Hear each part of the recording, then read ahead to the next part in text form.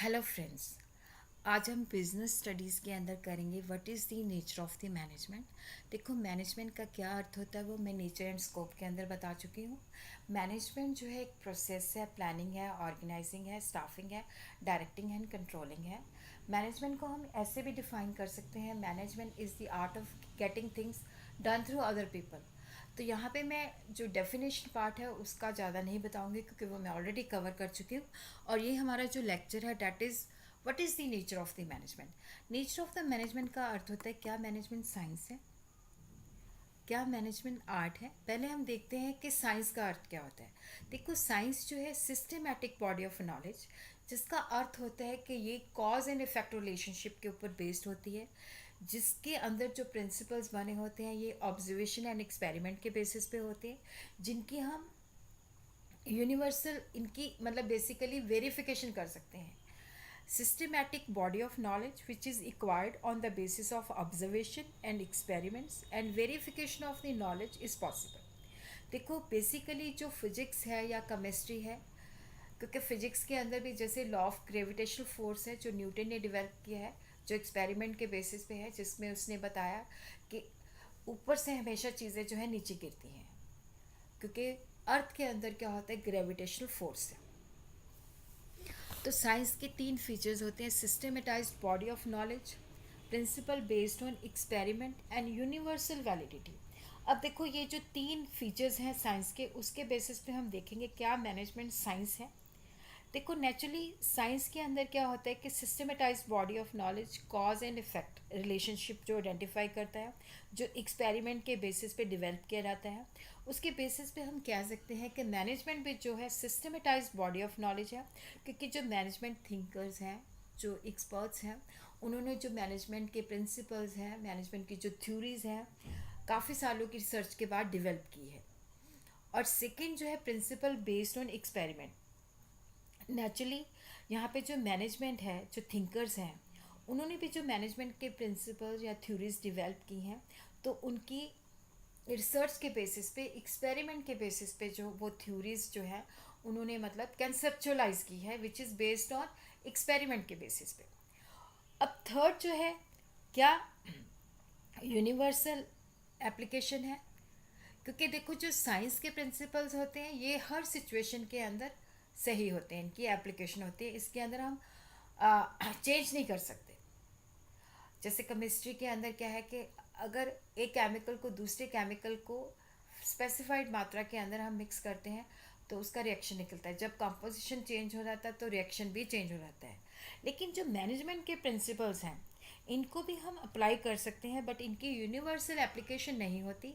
इसको सिचुएशन के accordingly, time के अकॉर्डिंगली हम इसको मॉडिफाई कर सकते हैं।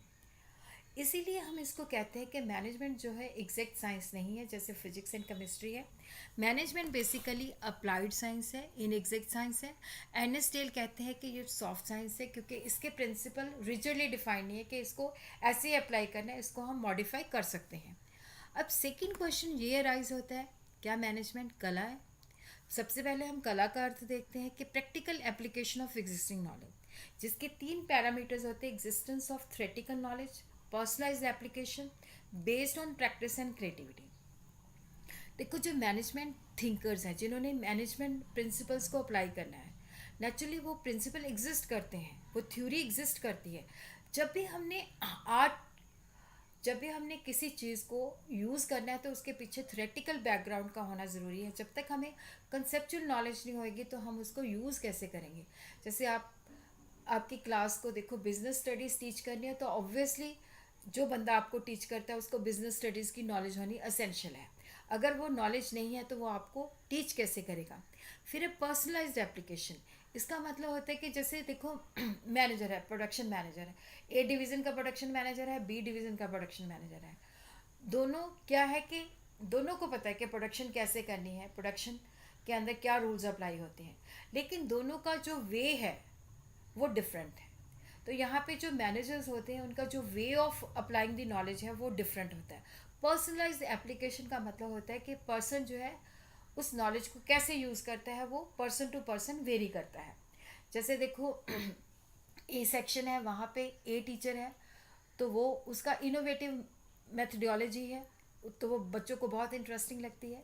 लेकिन बी जो है उसको भी पूरी नॉलेज है, लेकिन उसका पढ़ाने का तरीका जो है बोरिंग है, तो बच्चों को वो ज़्यादा अच्छे नहीं लगते। क्लास के अंदर भी क्या होता है कि एक टीचर टीच करता है, कुछ बच्चों का बहुत अच्छा स्कोर आ जाता है, कुछ बच्चों का लो स्कोर आता है।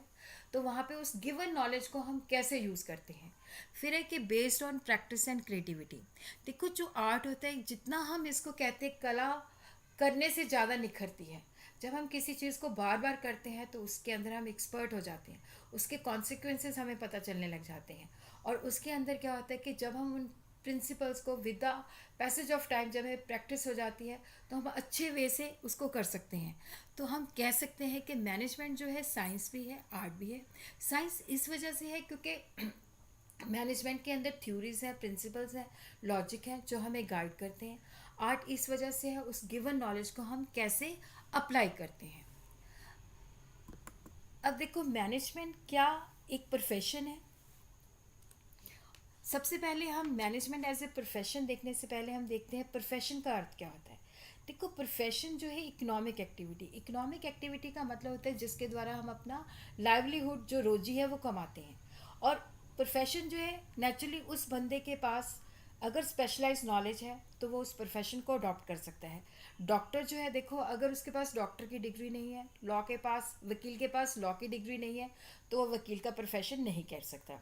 Economic activity which is conducted by a person having some special knowledge and skill which is used impartially to serve various section of the society. देखो इसकी तीन करेक्टरिस्टिक्स होती हैं: well defined body of knowledge, restricted entry, professional association, ethical code of conduct and service motive. सबसे पहले हम management को देखते हैं कि इन पैरामीटर के ऊपर मैनेजमेंट उतरता है कि नहीं उतरता। क्या हम मैनेजमेंट को कह सकते हैं कि इट इज़ ए प्रोफेशन और not a profession. First A well defined body of knowledge. देखो जो प्रोफेशनल्स होते हैं उनके पास स्पेशलाइज्ड नॉलेज होती है। जैसे मैंने आपको बताया कि लॉयर है तो उसके पास लॉ की नॉलेज होएगी, चार्टर्ड अकाउंटेंट है तो उसने इंस्टीट्यूट ऑफ चार्टर्ड अकाउंटेंसी से वो एग्ज़ाम क्लियर किया होगा। तो मैनेजमेंट के भी अपने प्रिंसिपल्स होते हैं। नेचुरली अगर हमारे पास भी स्पेशल कॉम्पिटेंसी होनी चाहिए, तो उसके बेसिस पे हम कह सकते हैं कि मैनेजमेंट जो है प्रोफेशन है। फिर है देखो, अगर हमने वकील बनना है तो उसके लिए हमें वकील की डिग्री होनी चाहिए, तभी हम लॉ की प्रोफेशन कर सकते हैं। क्योंकि अगर हमारे पास स्पेशल नॉलेज नहीं है तो हम उस प्रोफेशन को अडॉप्ट नहीं कर सकते। लेकिन मैनेजमेंट को जो है ऐसा कुछ भी नहीं है कि मैनेजमेंट के पास ये डिग्री होनी चाहिए। तो इस कंडीशन के बेसिस पे हम कह सकते हैं कि मैनेजमेंट जो है प्रोफेशन नहीं है। तीसरा है प्रोफेशनल एसोसिएशन। देखो जो प्रोफेशनल एसोसिएशंस होती हैं, एक तो वो एंट्री ग्रांट देती हैं, एक सर्टिफिकेट ऑफ प्रैक्टिस देती हैं, कोड ऑफ कंडक्ट होता है। जैसे बार काउंसिल ऑफ इंडिया है तो नेचुरली इनके पास होता है कि रेगुलरली आपने लॉ की होनी चाहिए। मेडिकल काउंसिल जो है आपने एमबीबीएस किया हुआ है। इस तरह institute of chartered accountant for chartered accountancy है जो आपको सर्टिफिकेट ऑफ प्रैक्टिस देता है। इनके एग्ज़ाम अगर क्लियर होते हैं। ऑल इंडिया मैनेजमेंट एसोसिएशन भी है, लेकिन हमें मैनेजर बनने के लिए इनका मेंबर होने की आवश्यकता नहीं है। तो इसके बेसिस पे हम कह सकते हैं कि मैनेजमेंट जो है प्रोफेशन नहीं है। और फिर उसके बाद है एथिकल कोड ऑफ कंडक्ट।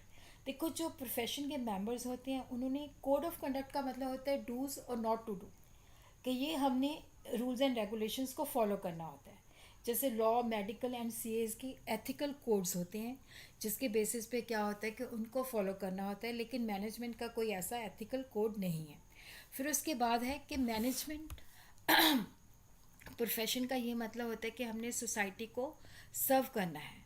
तो नेचुरली जो मैनेजर्स होते हैं वो भी सोसाइटी को क्या करते हैं, सर्व करते हैं, क्योंकि उनके ऊपर भी कॉर्पोरेट सोशल रिस्पॉन्सिबिलिटी होती है।